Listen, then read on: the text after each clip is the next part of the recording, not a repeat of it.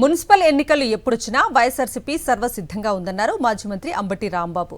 Guntur corporation డివిజన్ల మార్పులు చేర్పులపై కమిషనర్కు అభ్యంతరాలను ఆయనతో పాటు వైఎస్ఆర్సీపీ నేతలు డైమండ్ బాబు, నూరి ఫాత్మా అందజేశారు. గుంటూరు కార్పొరేషన్లో డివిజన్ల ప్రక్రియ ప్రారంభమైందని, అందుకే ముసాయిదాపై 21 అభ్యంతర పత్రాలను కమిషనర్కు అందించామని అంబటి రాంబాబు తెలిపారు.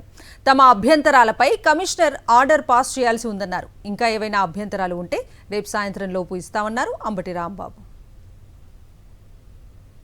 ఇది ప్రజాస్వామ్య దేశం కాబట్టి ప్రతి విషయాన్ని పబ్లిక్తో చర్చించి తరువాత చేయవలసినటువంటి అవసరం ఉంటుంది. వారి ఇష్టానుసారంగా చేయడానికి సాధ్యపడదు కాబట్టి రూల్ ప్రకారం చేయాలనేది మా విజ్ఞప్తి. దానికి సంబంధించి మేము 21 అభ్యంతర పత్రాలను వారికి అందజేయడం జరిగింది.